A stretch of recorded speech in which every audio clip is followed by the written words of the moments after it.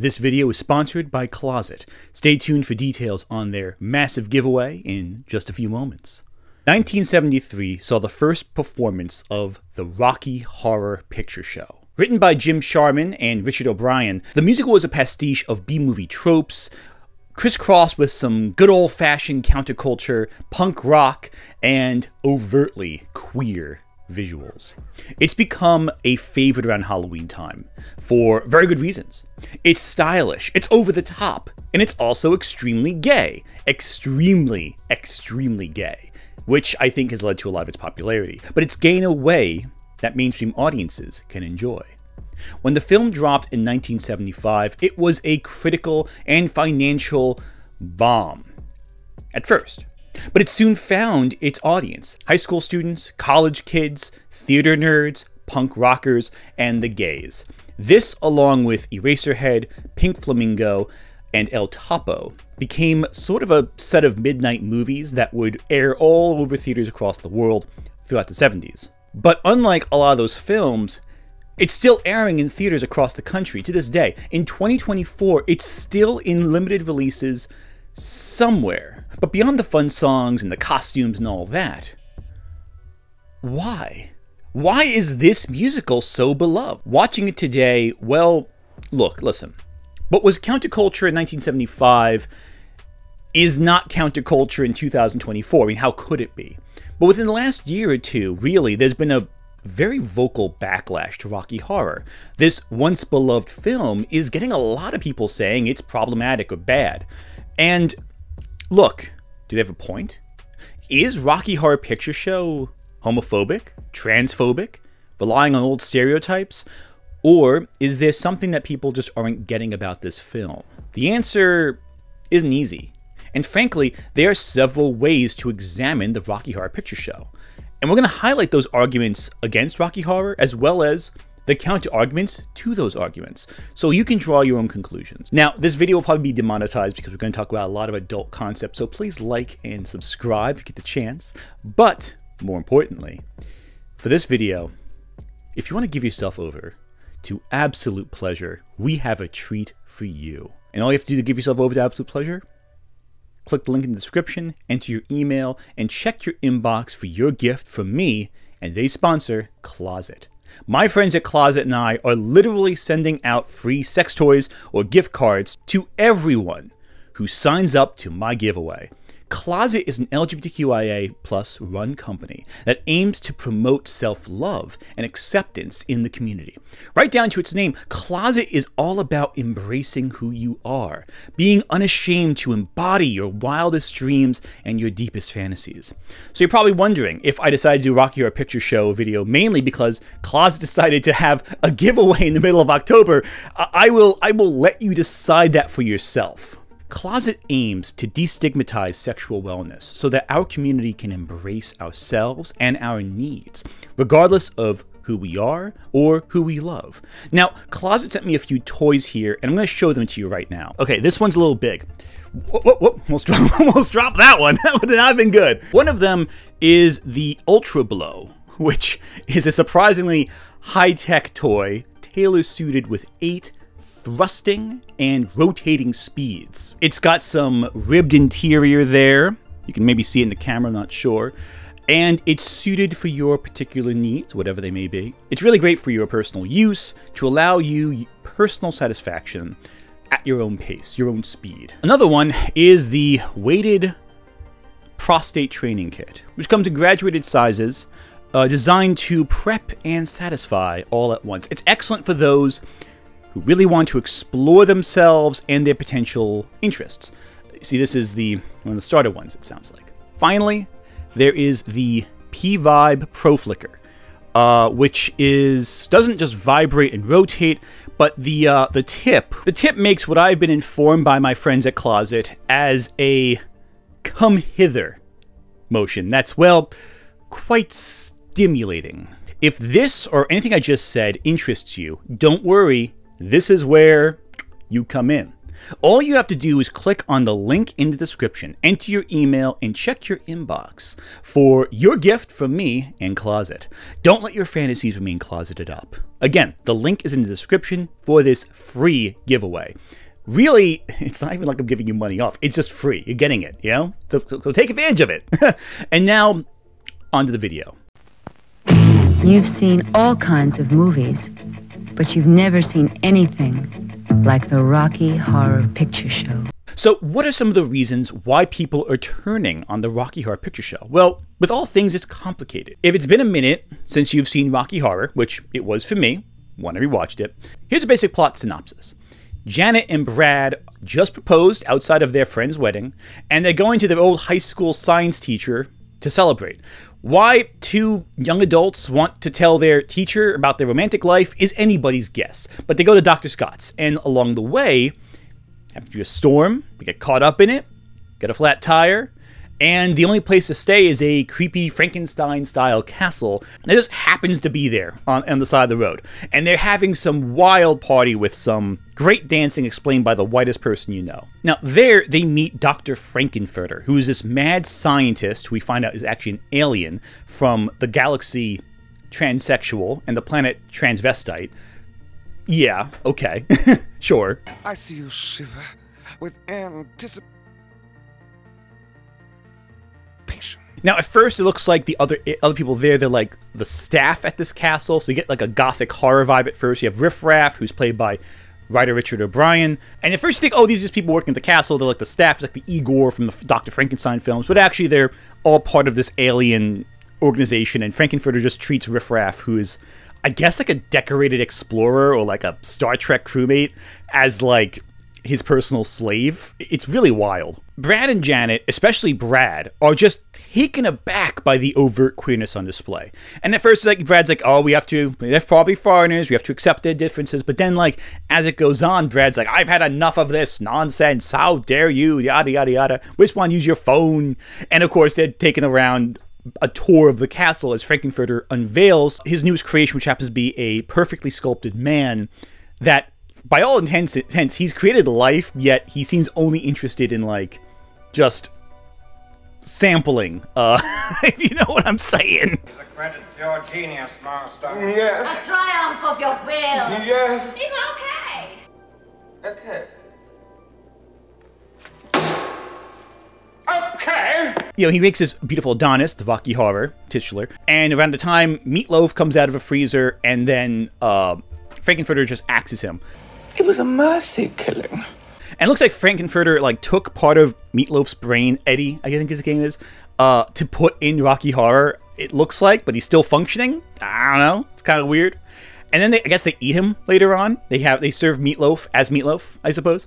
Now, it turns out that Dr. Scott, who is working with the government to hunt at UFOs, and is Eddie's uncle, shows up at the castle looking for Eddie, and then they find out he may be eating him. It's kind of hard to tell.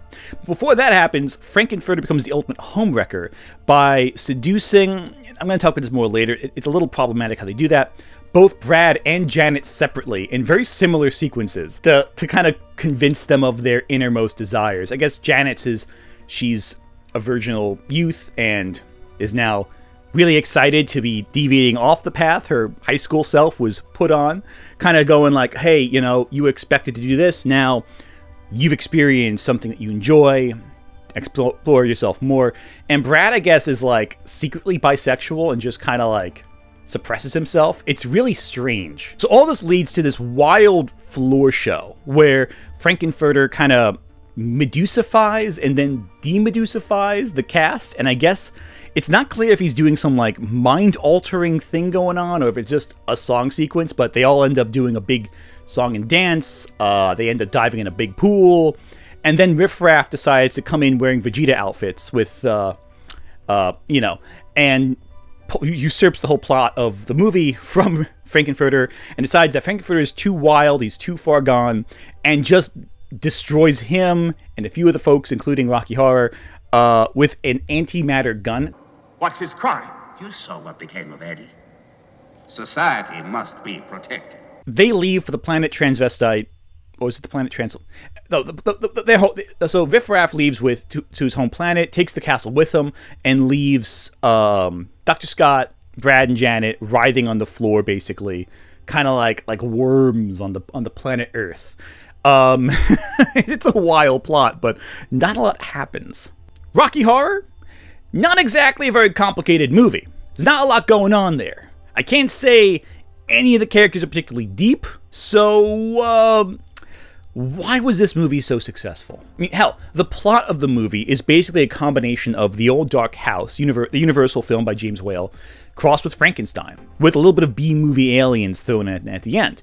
So why was this movie so successful? Is it just the songs, the costumes, the sets? Well, there's a few reasons. For one, there's Tim Curry. This was his star-breaking role. Like, this is the role that made Tim Curry Tim Curry. It's a role that would follow him for the rest of his life, and I'm pretty sure that he's not too great. I think he's come around to it over the years, but I know there was like a period where he just hated Rocky Horror Picture Show and like hated the association with it. Like, he's done more things than that. It is an old school B movie, essentially. It's a pastiche. It's a postmodern film in an era where films were increasingly trying to be more realistic. It also is a musical, a punk rock musical, in an era where the musical had fallen out of fashion on film. The 60s saw this huge wave of lavish, high-budget musicals that ran their course, and then the new Hollywood movement started. So you got stuff like Coppola, you got stuff like Scorsese, and those films were more grounded, realistic, hard to life.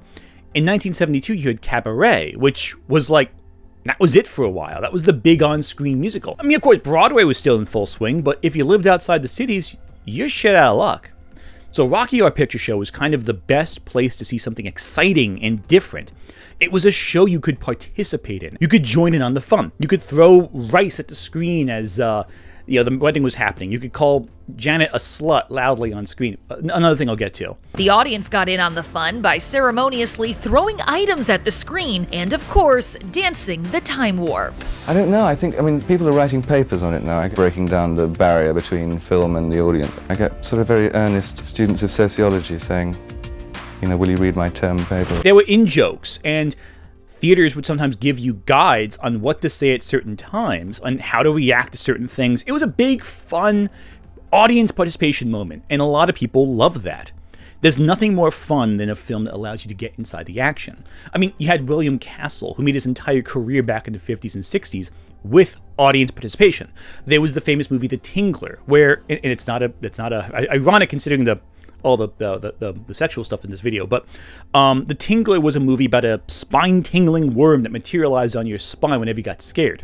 And there's a scene where the Tingler, this big worm, breaks loose in a theater, and the movie screens would cut to black, and you'd have Vincent Price going, "The Tingler is in your theater." Scream for your lives! The Tingler is loose in this theater, and if you don't scream, it may kill you. Scream! You must scream to kill the Tingler. Yeah, whatever. It's a goofy movie. And what they did was they installed buzzers on the bottoms of certain seats in the theater.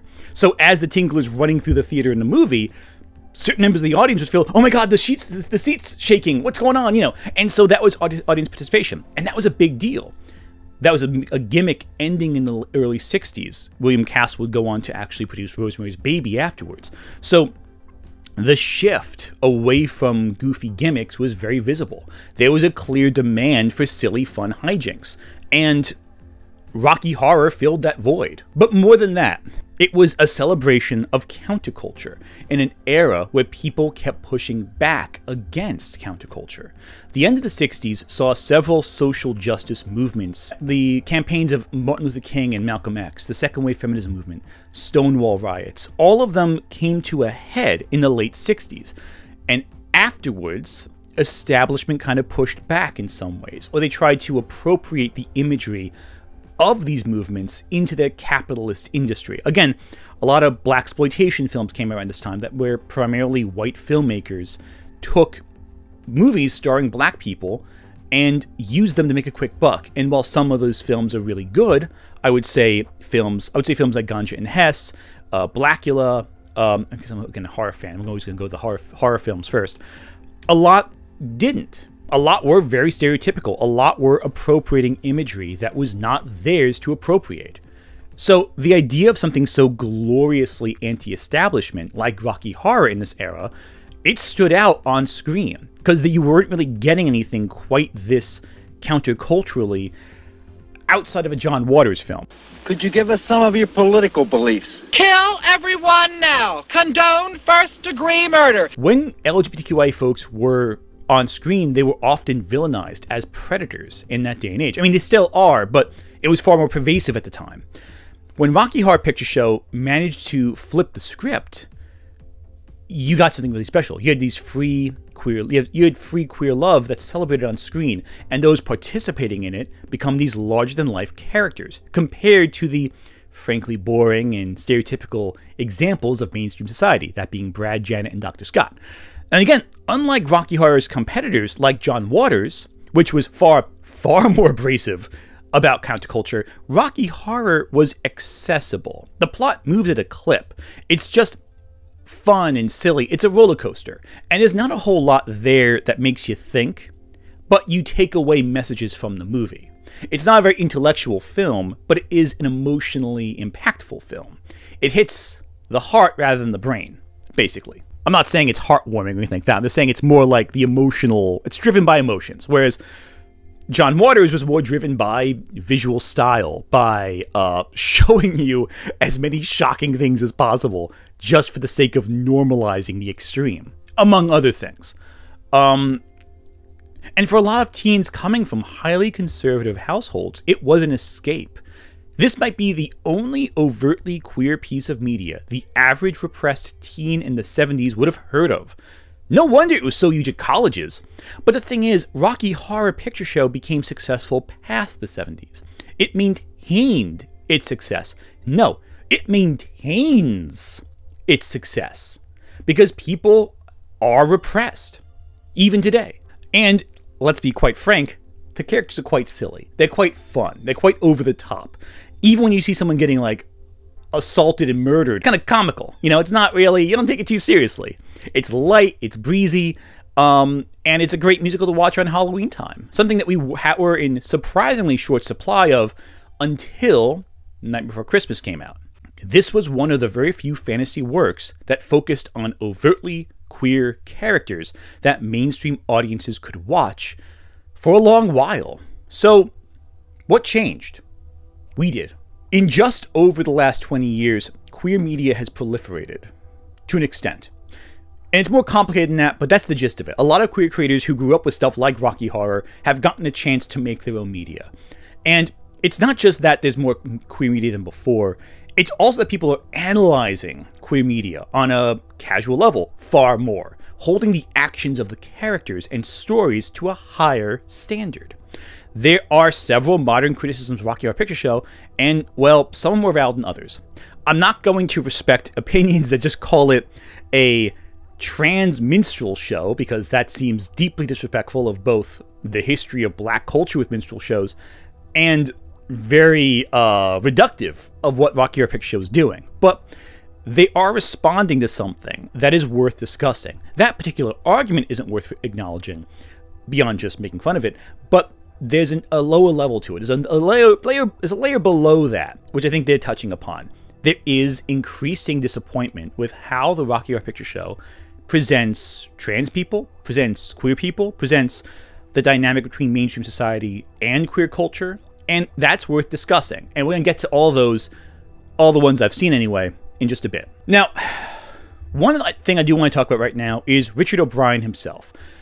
The writer, Riff Raff, one of the creators of Rocky Horror Picture Show, he's become a figure of contention over the last several years. The vibe I get is I feel like he's just really out of touch with modern queer culture. He seems like he's saying what he thinks is progressive, but comes across as extremely not progressive and doesn't seem willing to learn.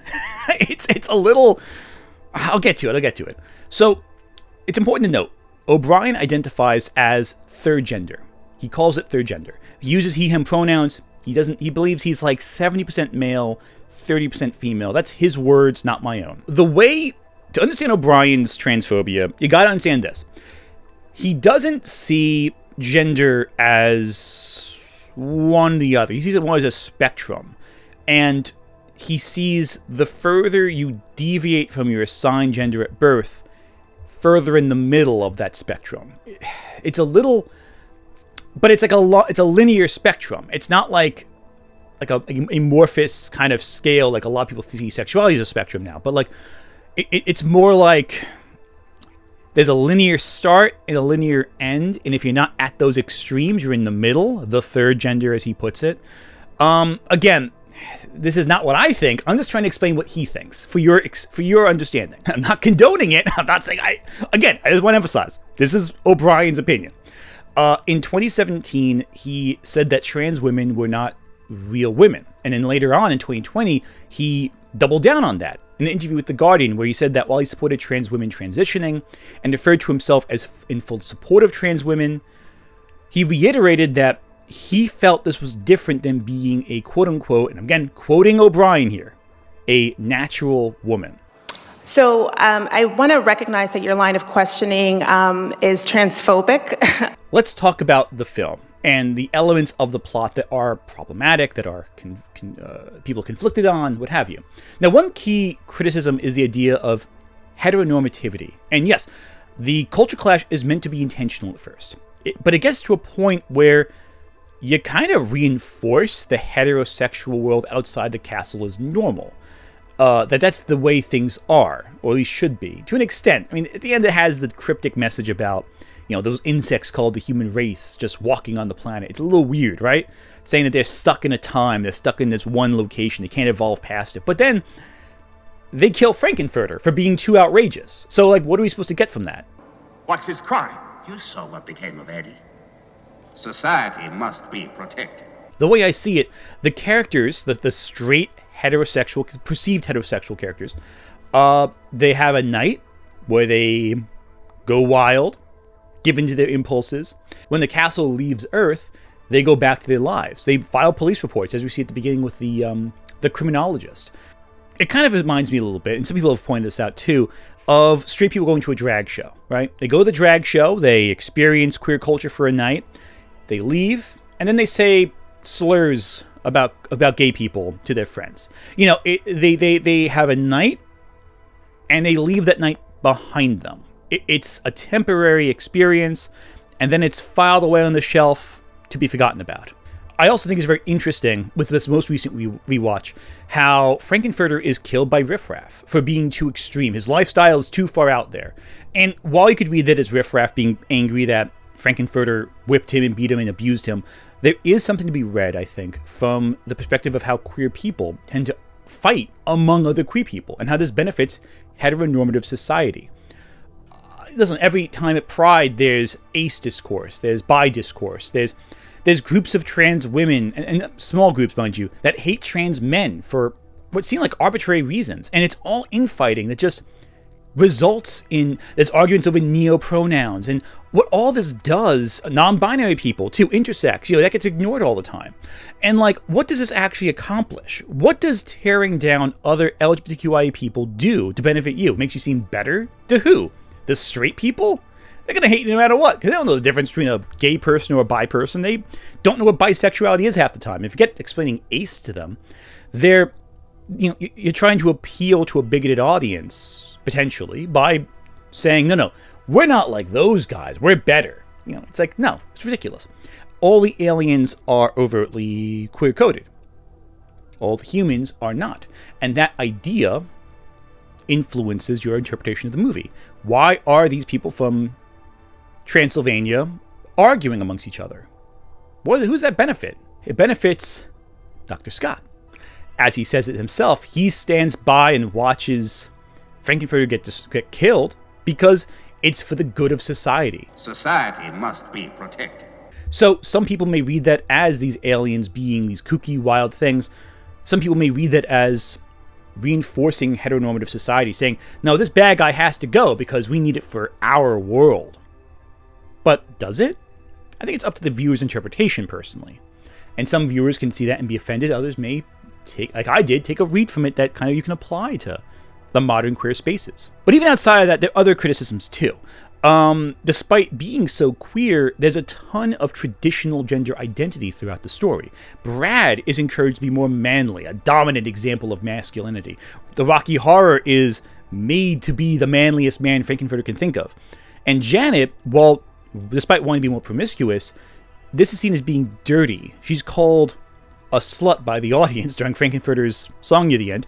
And quite frankly, then there's Frank-N-Furter just Frank-N-Furter, an axe murderer who dives in people's beds without their consent.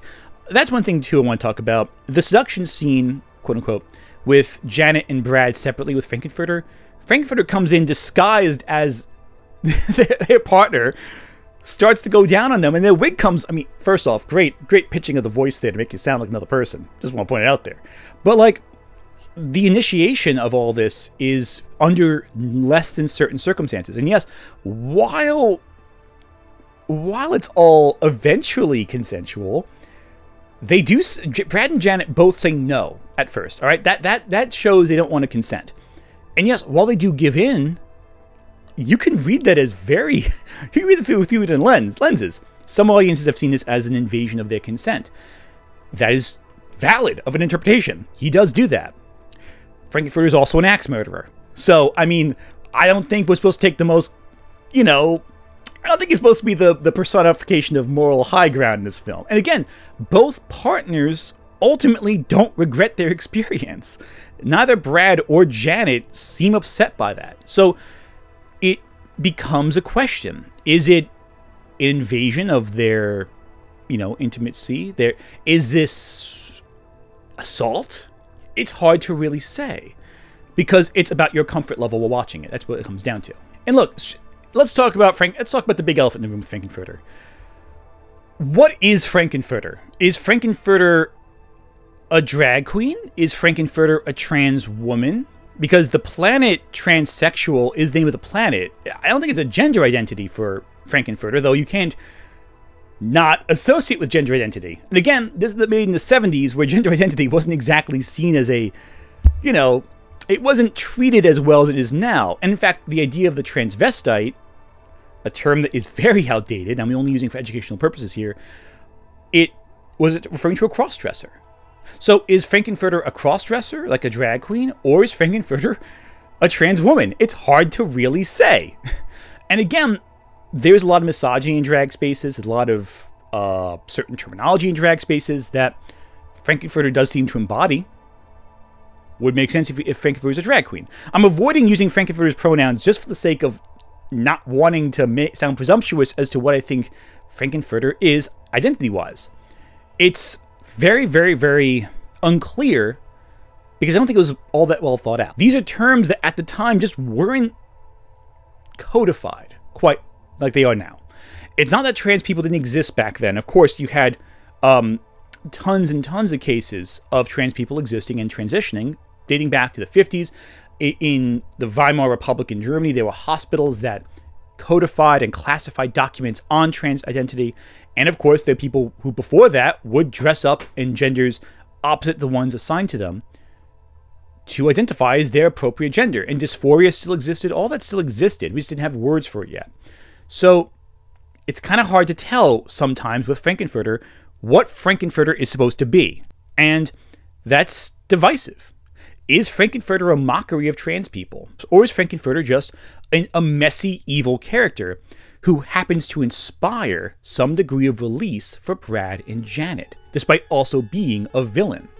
Indeed, Riff Raff just kills Frank-N-Furter, and Riff Raff is justified in doing so. He's been abused, he's been hurt. Keep in mind my previous commentary about queer culture of infighting.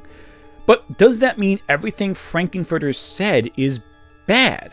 Is that rendered unnecessary or wrong? Well, no. When I first wrote this script, I was going to say that the "don't dream it, be it" sequence, it's a great moment, but I remember them being under mind control. I remember them being like the demedusifying factor, making people act in a way where it was unnatural to their being.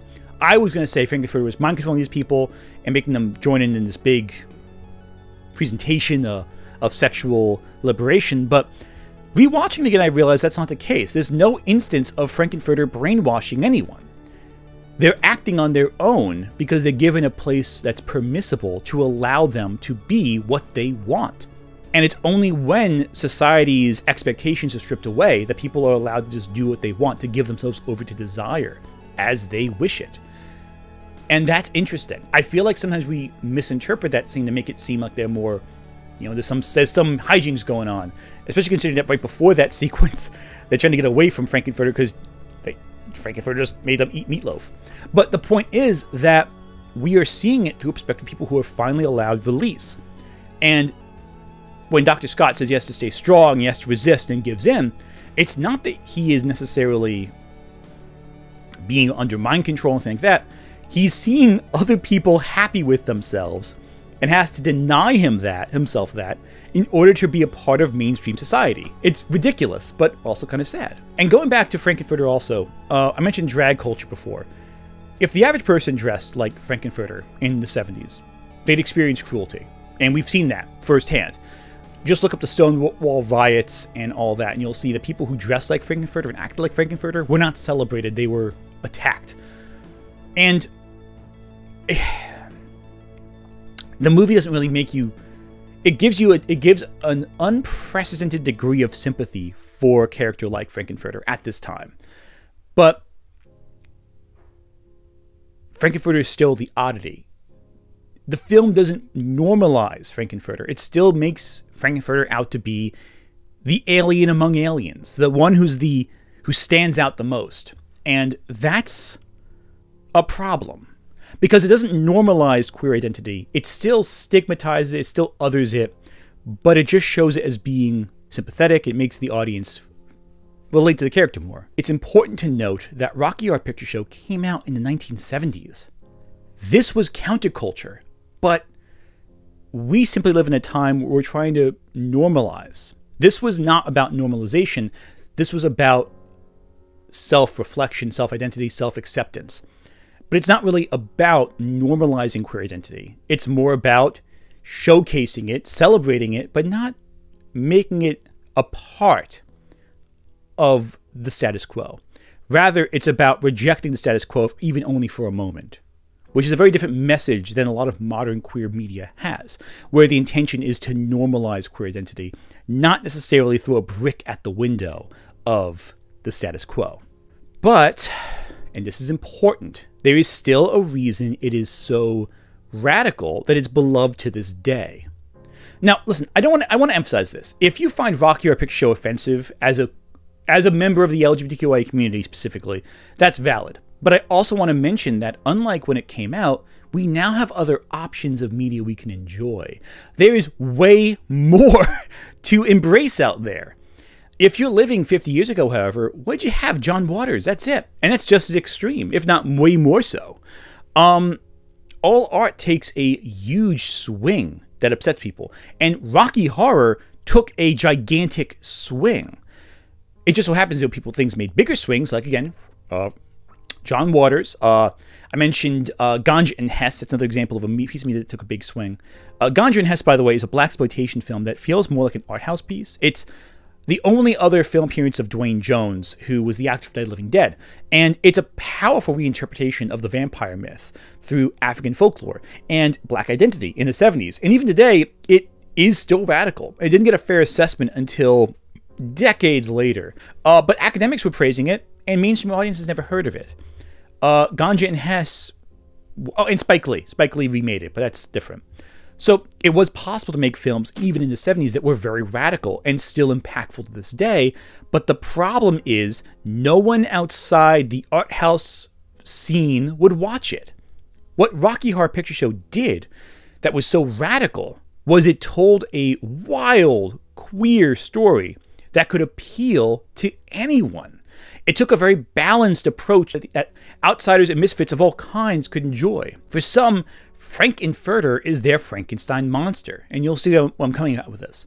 They're both figures of a problematic nature. In Frankenstein's nature, monstrous. Frank-N-Furter, more be gay and do crimes. But audiences like them because they're very human. They're very sympathetic. You understand them. You empathize with them. And you do that because these people aren't real. They're from a heightened reality, one that does not align one-to-one with our own. I think the problem is that for some people, when watching Rocky Horror Picture Show, they expect a one-to-one film, a perfect representation of where we are in society and the film's heightened reality. And the metaphor has to align perfectly in order to sink right in. But that's simply not the case. If you think about the plots for a few seconds, it falls apart. It's ridiculous. It's the old dark house crossed with Frankenstein, with aliens. But if you look at it from the perspective of, say, a Grimm's fairy tale, it's pretty screwed up, but the message still is communicated. Do you feel like you're seeing stuffy, suppressed characters being allowed to explode with excitement? To be what they want rather than dream about it? If that message is communicated, the film is working as intended. Everything in this movie that happens is so absurd. It's goofy, it's silly, it's over the top, and yes, it is problematic. But you're watching a movie from the 70s about queer people. It's not going to be as revolutionary today as it was then, and it's going to have problems that are worth discussing. And I'm not saying stop discussing them. I'm saying keep discussing them. Keep discussing the problems with Rocky Horror Picture Show. We need to acknowledge where the past maybe fails today in order to keep focusing on what we can do moving forward to make better queer art. Where I draw concern, however, is the tendency among queer audiences to go, this isn't perfect, therefore it cannot exist. Art is going to be problematic. Art that takes big swings is going to make big mistakes. If we deny ourselves problematic art, we may lose a lot of the art that says something meaningful. And Rocky Horror, even if it is dated, even if it is goofy, even if it is problematic, I do think that the core message of the film is still very impactful. And a lot of people who are critics of Rocky Horror have come to a similar conclusion, where they go, yeah, the film is dated. It's not a perfect representation of us. But it's still a major milestone in cinema, a major milestone in music history, and it still has some really good stuff, even despite the flaws of time. In 50 more years, will Rocky Horror Picture Show still be relevant? I have no idea. But we're living in an era right now where 50 years removed from its initial release, it is still worth discussing, worth talking about, and even if only as a model of what not to do with our current media, it's succeeding.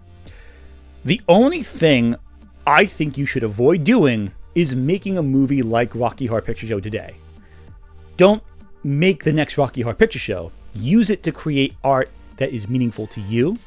Use it as a stepping stone to make something better, to make something more progressive. We can progress past Rocky Horror Picture Show while still acknowledging it as a major milestone leading to the modern scene we have today. And quite frankly, that's all I gotta say on that.